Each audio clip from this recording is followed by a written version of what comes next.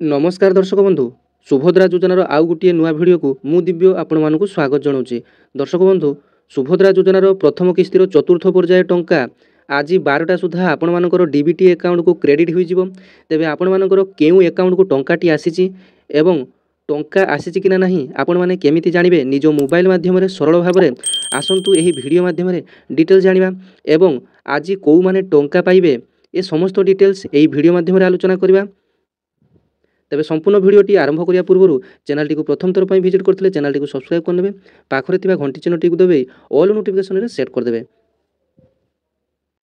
तेबे दर्शक बंधु सुभद्रा योजनार एही चतुर्थ पर्याय रे 18 लाख रु अधिक हिताधिकारी टंका पाइबे आज। तेबे दिन 12टा समय रे जाजपुर रु एही टंकाटी आपण मानकर डीबीटी अकाउंट को छड़ा जिवो। तेबे वीडियो करिवार उद्देश्य आपण माने प्रथमे टंका आसीची कि नहीं निज मोबाइल माध्यम रे मात्र 2 मिनिट रे चेक करंतु तापरे आपण माने बैंक जाई किंबा जनसेवा केंद्र जाई आपण माने टंकाटी उठेई परिबे।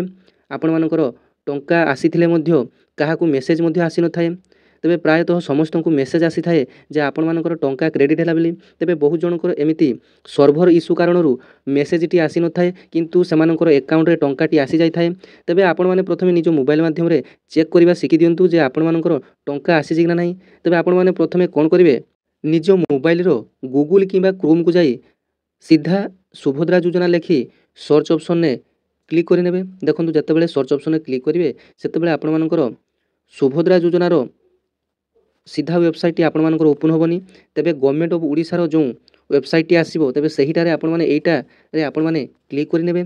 जत्ते बेले एटारे आपण माने क्लिक करिवे सेठारे देखंतु तळकु तळ टिके स्क्रॉल करिवे। देखंतु एठारे आमर मुख्यमंत्री मोहन चरण माझींकर फोटो आसिला उपमुख्यमंत्री प्रभाती परिडांकर फोटो आसिला। तेबे टिके टिके तळकु स्क्रॉल करि जिवे। एडी देखंतु गोटिए सुभद्रा योजनार छोट आकार गोटिए इमेज रहिछि तेबे सहीटारे आपण माने क्लिक करदेवे से हलदिया चिन्ह पर। देखो जिते सहीटारे आपण माने क्लिक कले सुभद्रा योजनार मूल वेबसाइट आपण मानकर ओपन हो गला। तेबे एठारे आपण मानकर काम कोन ना डाहाण पटे जो देखुचंती आवेदन स्थिति तेबे आपण माने जेमिति भाव में स्टाटस टी चेक करंती सही स्टाटस टी चेक करी आपण माने जानि परिबे जे आपण मानकर टंका आसीछि कि नहीं।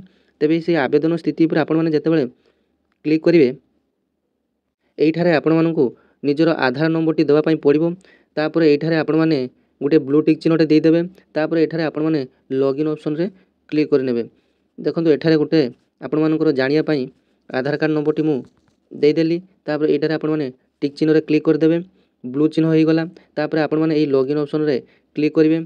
जेतेबेले आपण माने लॉगिन ऑप्शन रे क्लिक करिवे आउ गोटे नुआ पेज टी ओपन हो जिवो।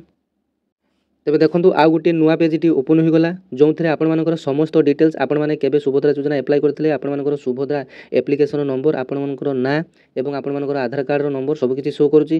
तेबे टिकिए तळको आसीबे आपण मानकर एठी लेखा आसीबो ई केवाईसी स्थिति कंप्लीटेड ई केवाईसी प्रकार बायोमेट्रिक स्वीकृति प्राप्त स्थिति एप्रूव्ड एवं जो मानकर एठारे अंडर प्रोसेस मध्ये रहिछि खुशीर खबर सेमानकु आज मध्ये टंका आसीबो।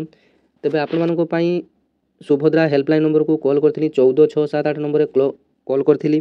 तेबे तांकर कहिबा कथा अनुसार जो मानकर भी अंडर प्रोसेस अछि तेबे टंका पाई सारिला परे सेमानकर एप्रूव्ड हे जिवो।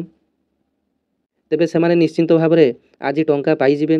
जो माने ऑप्ट इन करथिले भूलवशत ऑप्ट आउट करथिले तापरे ऑप्ट इन करले जो मानकर रिजेक्टेड होइतिला वेरीफाई परे सेमानकर मध्ये अंडर प्रोसेस लेखा आसुची। तेबे सेमानकु जो मानकर भी अंडर प्रोसेस समस्याटी अछि तेबे आज सेमानकु टंका मिलिबो। देखो पेमेंट स्थिति रे सक्सेसफुली डिस्ट्रीब्यूट लेखा आसीबो जो मानकर टंका मिली जिवो आज तेबे सेमानकर संगे संग सक्सेसफुली डिस्ट्रीब्यूट लेखा आसीबो। एवं सबुठारु खुशीर कथा जे आपण मानकर कोउ अकाउंट को टंका आसीची आपण मानकर डिस्प्ले रे शो करिवो। आपण मानकर हुए तो 2 रु अधिक अकाउंट थिबो काहर 2 रु 3 टी 4 टी एमिति अकाउंट थिबो किंतु कोउ अकाउंट को टंका टी आसीची आपण माने जानि पारु नथिबे। तेबे देखंतु आपण मानकर सुविधा निमंते सरकार तरफ कोउ अकाउंट को टंका टी जाउची मध्य ताहा भी आपण मानकु जणै दिया जाउची। तेबे आपण माने सीधा सळक भाव में सही अकाउंट नै जनसेवा केंद्र नचेत आपण माने निकटस्थ बैंक को जाई आपण माने टंका टी उठेई परिबे। तेमे पेमेंट रो तारीख मध्य एठी आपण मानकर 8/2/2025 एठी लेखा आसीबो जेहेतु आज टंका टी मिलबा पई जाउची। ତେବେ ଦର୍ଶକ ବନ୍ଧୁ ଭିଡ଼ିଓ କରିବାର ଉଦ୍ଦେଶ୍ୟ ଏଇଟା ଥିଲା ଯେ ଆପଣମାନେ ପ୍ରଥମେ ଟଙ୍କା ଆସିଛି କି ନା ନାହିଁ ନିଜ ମୋବାଇଲ ମାଧ୍ୟମରେ ଚେକ୍ କରି ନିଅନ୍ତୁ। ତାପରେ ଆପଣମାନେ ଜନସେବା କେନ୍ଦ୍ର ଯାଆନ୍ତୁ କିମ୍ବା ବ୍ୟାଙ୍କ ଯାଆନ୍ତୁ କିମ୍ବା ପୋଷ୍ଟ ଅଫିସ୍ ଯାଆନ୍ତୁ ଟଙ୍କା ଉଠାଇବା ପାଇଁ। ତେବେ ଆପଣମାନେ ଏମିତି ଉପାୟରେ ମାତ୍ର 1ରୁ 2 ମିନିଟ୍ ସମୟ ମଧ୍ୟରେ ଟଙ୍କା ଆସିଛି କି ନା ନାହିଁ ଚେକ୍ କରିନେବେ। ସମସ୍ତଙ୍କ ମୋବାଇଲକୁ ମେସେଜଟି ଆସୁନାହିଁ ଯେ ଟଙ୍କା କ୍ରେଡ଼ିଟ୍ ହେଲା ବୋଲି। ତେବେ ଏବେ ଟଙ୍କା ଆସିଲା ମାତ୍ରେ ଆପଣମାନଙ୍କର 2 ଘଣ୍ଟାରୁ 24 ଘଣ୍ଟା ସମୟ ମଧ୍ୟରେ ଆପଣମାନଙ୍କର ଆକାଉଣ୍ଟକୁ କ୍ରେଡ଼ିଟ୍ ହୋଇଥାଏ। ଦେଖନ୍ତୁ ଆପଣମାନଙ୍କର ସମସ୍ତଙ୍କର ବ୍ୟାଙ୍କ ଆକାଉଣ୍ଟ ଭିନ୍ନ ଭିନ୍ନ। ତେବେ କେଉଁ ବ୍ୟାଙ୍କ ଆକାଉଣ୍ଟର ସର୍ଭର ଇସ୍ୟୁ ପାଇଁ ଟଙ୍କାଟି ମଧ୍ୟ 24 ଘଣ୍ଟାରୁ 48 ଘଣ୍ଟା ସମୟ ନିଏ ଆକାଉଣ୍ଟକୁ ଆସିବା ପାଇଁ। ତେବେ ସରକାରଙ୍କ ତରଫରୁ ଏକାବେଳେ ଯେତେବେଳେ ଟଙ୍କାଟି ଆପଣମାନଙ୍କର ଡିବିଟି ଆକାଉଣ୍ଟକୁ ଛଡ଼ାଯାଏ ସେତେବେଳେ ଆପଣମାନଙ୍କର ବ୍ୟାଙ୍କର ସର୍ଭର ଇସ୍ୟୁ ପାଇଁ କାହାର ଜଲ୍ଦି ଆସେ କାହାର ଲେଟ୍ ଆସେ। ତେବେ ଆପଣମାନେ ବ୍ୟସ୍ତ ହେବେ ନାହିଁ। ଯେଉଁମାନେ ଟଙ୍କା ପାଇବେ, ଯେଉଁମାନେ NPCI କ୍ଲିୟରେନ୍ସ କରିଛନ୍ତି ସେମାନେ ଆଜି ନିଶ୍ଚିନ୍ତ ଭାବରେ ଟଙ୍କା ପାଇବେ। ତେବେ ଆସନ୍ତୁ ଜାଣିନେବା ଯେ ଆଜି କେଉଁମାନେ ଟଙ୍କା ପାଇବେ।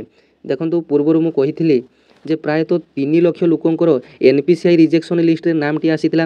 ତେବେ ବ୍ୟାଙ୍କ ତରଫରୁ ଏବଂ ବ୍ଲକ ଅଫିସରୁ ମଧ୍ୟ କଲ୍ ଆସିଥିଲା ଯେ ଆପଣମାନେ ଜଲ୍ଦି ବ୍ୟାଙ୍କ ଯାଇ NPCI ଏବଂ DBTଟି କରିନିଅନ୍ତୁ, ତେବେ ଯାଇ ଚତୁର୍ଥ ପର୍ଯ୍ୟାୟରେ ଟଙ୍କା ପାଇବେ। ତେବେ 3 ଲକ୍ଷରୁ ମାତ୍ର 59,000 ଲୋକ NPCI କ୍ଲିୟରେନ୍ସ କରିଛନ୍ତି। ଆହୁରି ପ୍ରାୟତଃ ପାଖାପାଖି 2.5 ଲକ୍ଷ ଲୋକ ବା ହିତାଧିକାରୀ ଏହି NPCI କ୍ଲିୟରେନ୍ସ କରିନାହାନ୍ତି। ତେବେ ଏହି ପରିସ୍ଥିତିରେ ସେମାନେ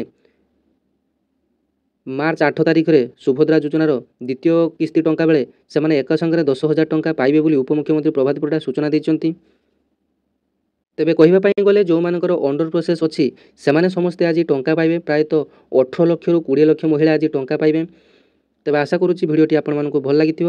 ଅନ୍ୟମାନଙ୍କୁ ସେୟାର କରିବେ, ଲାଇକ୍ କରିବେ। ଧନ୍ୟବାଦ। ଜୟ ଜଗନ୍ନାଥ।